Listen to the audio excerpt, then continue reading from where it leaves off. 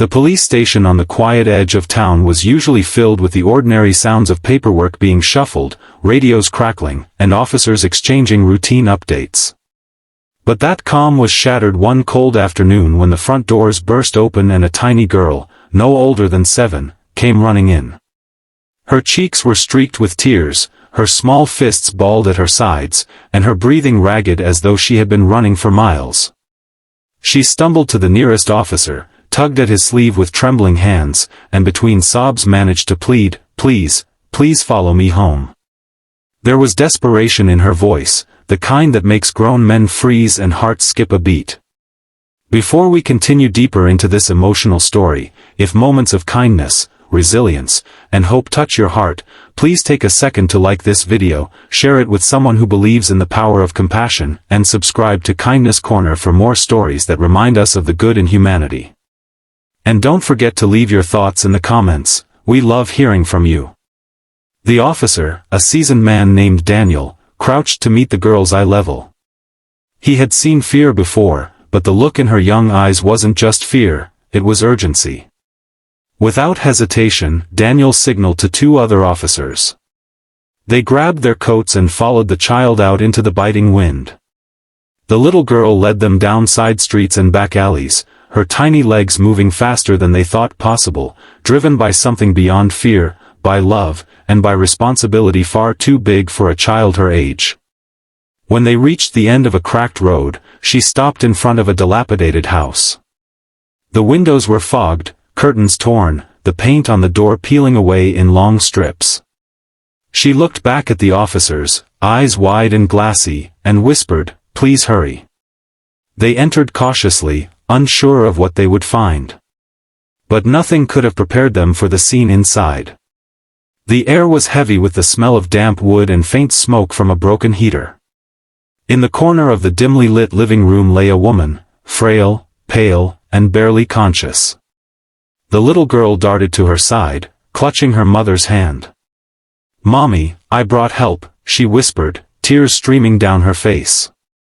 The officers realized immediately that the woman was gravely ill, her breathing shallow, her lips dry and cracked. But what tore at their hearts even more was the state of the room around them, empty cupboards, blankets patched with holes, and a small space near the heater where it was clear the girl had been trying to keep her mother warm. It didn't take long to piece things together. The father had left months earlier, never to return. The mother had been working 2 jobs just to keep food on the table, but when illness struck, everything fell apart. The little girl, whose name was Emily, had been doing everything she could to care for her mother. She had tried feeding her with crackers she found in the cupboard, covering her with the thinnest blankets, even singing to her at night to keep her spirits alive. But today, when her mother's condition worsened and her breathing faltered, Emily had made a decision no child should ever have to make. She ran out into the streets, searching for someone, anyone, who could save her mother's life. The officers quickly called for medical assistance, and within minutes an ambulance arrived. Paramedics rushed in, working to stabilize the woman and gently lifting her onto a stretcher. Emily clung to her hand, refusing to let go. "She's all I have," she cried, her small voice echoing through the broken house. Even the hardened officers felt their throats tighten as they watched. They promised her that her mother would get the care she needed, and that she would not be left alone. At the hospital, doctors confirmed what they had feared: the mother had been battling pneumonia and severe exhaustion, made worse by malnutrition and lack of rest. Had Emily not run for help when she did, her mother might not have survived the night.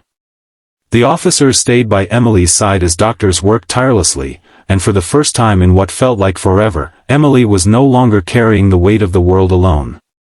Over the next few days, the story of Emily spread through the town. People were deeply moved by her courage.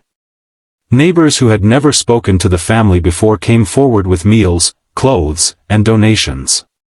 The local community center organized a fundraiser to cover hospital bills, and strangers dropped off gifts for Emily, a teddy bear, warm coats, even books for her to read at her mother's bedside. The officers who had first followed Emily became regular visitors, bringing her hot chocolate and sitting with her when the hospital halls felt too big and too cold. But the most powerful moment came a week later, when Emily's mother, though weak, finally woke fully and held her daughter's hand tightly. Tears filled her eyes as she realized that her little girl had saved her life. Emily, exhausted but smiling for the first time in weeks, whispered, "I told you I'd find help, Mommy."